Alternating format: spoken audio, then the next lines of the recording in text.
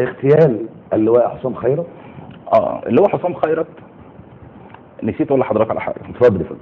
لما جت المخابرات الامريكيه كشفت على الموضوع، ما قالتش طبعا بقى يعني الاخوان هم اللي وصلونا، طبعا لازم يضخموا في نفسهم ويعملوا الهاله الكذابه حواليهم يعني. تمام.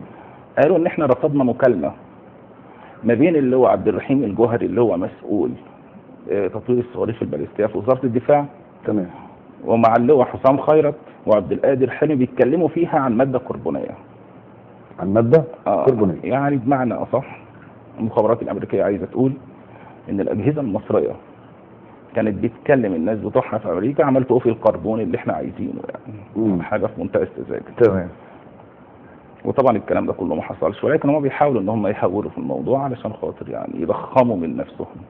ولكن فعلا هم لو كانوا مثلا جهاز قوي ما كانتش ماده زي دي طلعت 8 طن من المطار وقررت مرتين بعد كام شهر. يعني مش مره واحده، يعني مره في مارس ومره بعديها في اكتوبر. نعم. يعني اول مره كانت 8 طن. تمام. وطلعت في طياره. تمام. واخد بال سيادتك، وفي صناديق كونتينر طلع منها 8 طن. ولكن طبعا عشان بقى يضخموا من نفسهم قالوا ان احنا رصدنا المكالمات ديت. ففضل مين هنا في القضيه؟ اللي هو حسام بن احمد خيرت. نعم. اللي هو حسام خيرت زي ما حضرتك تقدر تقول كده كان بالنسبه لهم شبح داخل الولايات المتحده، مش عارفين ان هم يأثروا عليه. فتدخلت هنا المخابرات المصريه واضرمت النيران في مسكن اللي هو حسام خيرت،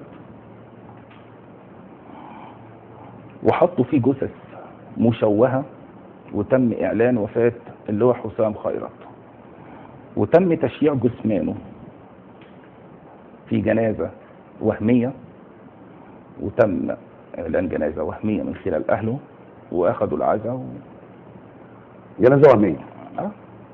طب استاذ احمد، يعني احنا معانا رسائل كثيره جايه على صفحه البرنامج، بيقولوا الضيف اللي مع حضرتك بيتكلم في موضوع خطير جدا، وفي احد برضو الرسائل بتقول ده ملف مهم جدا جدا وانتوا بتعملوا عليه توعيه مش غير يعني توعيه غير طبيعيه، وفي كميه من الشعب المصري بتتكلموا كلام كبير واحنا مش فاهمينه. احنا عايزين طبعا ناكل ونشرب وعايزين نعيش زي الناس ما عايشه. في رسائل ثانيه بتقول الله ينور عليك يا احمد بيه، انت حضرتك جايب موضوع مهم جدا جدا وجايب من خلاله ملفات خطيره وجايب مواضيع يعني لاول مره بتتعرض في برنامج احداث الساعه او بتتعرض على الفضائيات. وفي حد تاني بيشكرك بيقول لك كويس ان انت فتحت الملف دون، لان طبعا اللي جاي لازم يكون في رؤيه للساده المصريين والوطن العربي كله ايه اللي بيتم من مؤامرات على مصر. وفي رسائل كتيره، وفي طبعا ناس بتقول ان احنا عايزين نخش معاكم مداخلات. لا انا يعني اعزائي المشاهدين، يعني انا بأسف النهارده لان ملف خطير وملف غير طبيعي ان احنا يكون معانا مداخلات، لكن ان شاء الله هيكون معانا استاذ احمد في حلقات اخرى هيكون لنا مداخلات، واللي عايز يسال الاستاذ احمد هيساله في العديد من الملفات. اتفضل يا استاذ احمد.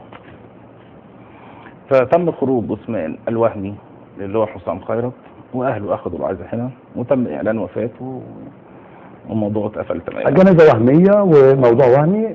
طب ليه يعني انا عايز افهم. علشان يقدر الموضوع ده وتم تهريبه هو واسرته من داخل الولايات المتحده، هو واسرته بالكامل.